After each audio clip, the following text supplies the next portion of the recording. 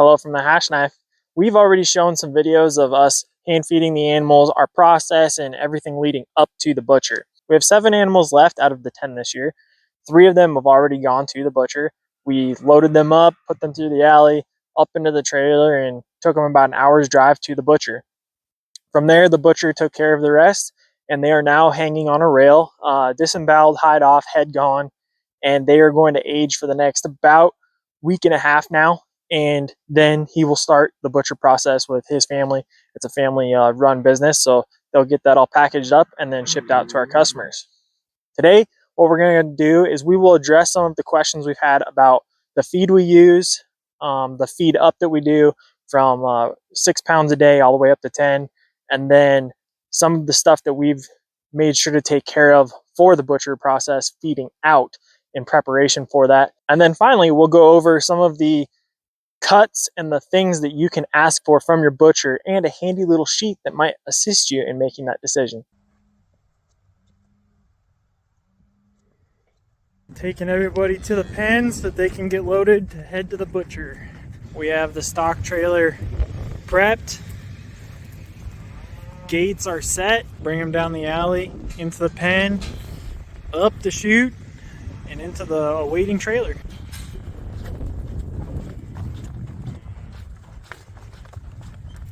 Come on, kids. Come on, hip. Come on, kiddo. Hip, hip, hip. Hip, hip. Wrong way. There you go. Hip, hip. Come on, Everyone is loaded and ready for an hour-long trip.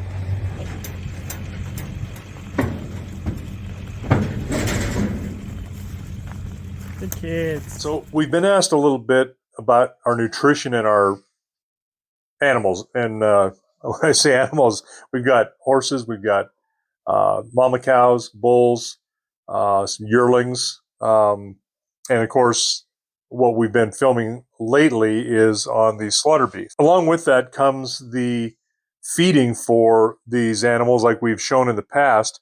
And the nutrition along that, here's a just a tag we took right off of the bag.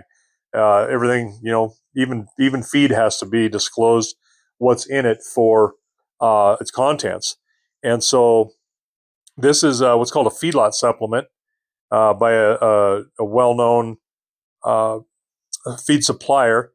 Crude protein is 14% minimum, can be more. And these a lot of these are minimums. Crude fat, 3%. Crude fiber, a max of 17. Calcium minimum is 1%. Maximum is 1.5% of calcium. Phosphorus minimum 0.5%. And these are all essential vitamins and minerals that have to do with, again, digestion and building your muscle, fat. Salt minimum 1%. Salt max 1.5%. Vitamins A, D, and E. You're looking at your micro units per pound on that, 510. So those are the guaranteed analysis. With that, you have ingredients that are grain byproducts, grain products, roughage products, plant protein products, molasses. They do put a little bit of sweetener in there. Calcium carbonate, we all know what that is. Salt, zinc, hydrolyzed yeast, selenium, sodium carboxymethylcellulose, manganese, copper, cobalt, vitamin E, vitamin A, vitamin D, again, in mineral oil. And so these are all mixed. And when they say grain byproducts and grain products, that can be everything from wheat middlings to peas to beans, you name it. This is a very broad spectrum type of analysis. So there's warnings on here. Product which contains added copper should not be fed to sheep or related species that have a low tolerance to copper. So again, you have contraindications on some of these products. And this one has been specifically formulated for beef cattle and not intended for other species. But sometimes people do that and they'll say, hey, I'll just give them some of this. Well, what could happen to some of these sheep if they were fed a little too much of this? Of course, they all have the lawyer-driven follow label directions. And the addition of feed higher levels of the supplement containing added selenium is not permitted. Selenium can cause poisoning. It's an element that is uh, essential for digestion and for your body processes, but too much of it and you can cause issues. And then they just have feeding directions. We won't get into some of this, but it's their driven stuff. The one thing we do say is that they feed 10 pounds. Feeding 10 pounds will provide the legal maximum 3 milligrams of added selenium per head per day.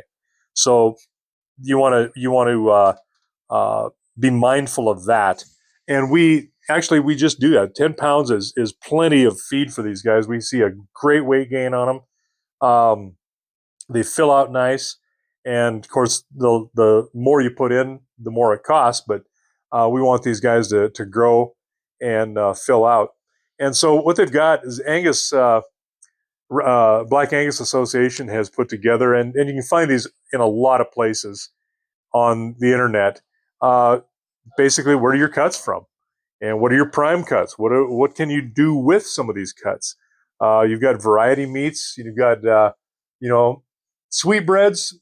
We'll not probably talk about that much. That's nothing more than it's a fatty tumor in young steers, and you can actually bread that and flour it, fry it, and eat it. I remember having them as a kid. And, I don't really particularly care for them now. I didn't know any better then, but maybe we're not fixing them right. We got tongue, liver, oxtails, kidneys, heart. These are all some of the organ meats that people like. Out of this front, you got chuck roast off the shoulder, and then you got, of course, the brisket and the arm roast off the front of this, and these four shank. Of course, we happen to like the brisket. My grandfather would not eat brisket. He called it trash meat. And it does have a different consistency to it, as you know, if you've played with smokers or done any kind of smoked meat type preparation. It's not the greatest meat in the world, but smoking it makes it pretty tasty. You've got all of your other types of meats here. You've got short ribs off your rib, your very prime meats here. Short loin, loin ends, your T-bones come off of here. You got their foreshank, and then what they call plate, which is really just kind of your sort of towards your underbelly, and then short ribs on this part.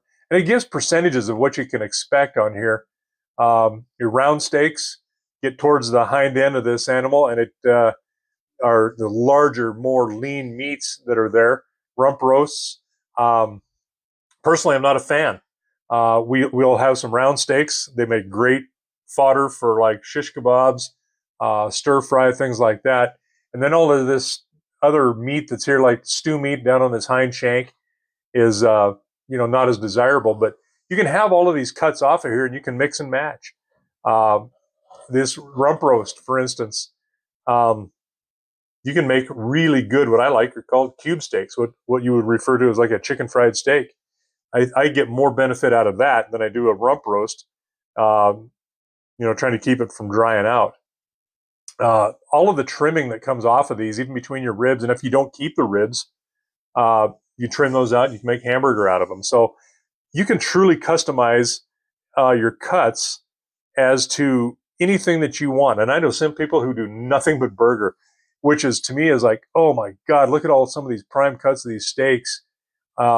And they're making burger out of it because they don't like necessarily the steak. So, but to each their own. What this is a piece of paper that was taken from a butcher up in, I should say down in Bardstown, Kentucky. Just happened to find them on the internet. Really nicely laid out options for someone when they go to butcher. And it has the section as what we just cut out. You can see the chuck, all of the different sections of that animal and what you can make out of them and your options. You can do the chuck roast, all roasts, or you can do the best roasts out of it and the rest into ground beef, or a third option, all into ground beef. Really a great way to lay out for people to understand what this is. And we're going to probably plagiarize this a little bit and give them some credit, but hand this out to our folks who take an animal and say, hey, the butcher may or may not do all of these, but at least you got a pretty good idea of what the options are that you want to do. And so having that availability or a little bit of knowledge beforehand is really a nice way to be able to think about how you want to fill your freezer, what you're going to anticipate in the future about what you're going to have, and have it truly fit for a family size. So that's really what we've done and prepped for up to this time. Have that meat packaged. You know, we delivered these animals. They were harvested and weighed, and they're on the rail in the aging process currently. As of a week ago, is when they were harvested. So they'll hang now 7 days. They'll hang another week. And this particular butcher that we've taken these animals to does a really good job of not just hanging them for a certain amount of time. He'll hang them wherever you want. If you want them hung for 21 days or longer, he'll do it because it's your animal. But what we found is that 14 days is a really good hang time. And then if you've got an overly large animal, he'll keep testing it every day to just see if that meat is starting to break down and tenderize. And that's what the aging process does. And he'll go longer if you need to. And we took one to him one time that I think it was 3 weeks before it was ready. And to his standards, because what he's looking for is also for you to have a piece of meat that is tender and well chosen, and then put that in your freezer because it also makes him look good. He's very cognizant of that. He's got these guys hanging now for a week, and in another week we'll be making the cuts. They'll be contacting the customer about how they want them put together, that part, and how they clean them, how they package them, freeze them, and then they'll be ready for delivery when we pay the processing for them.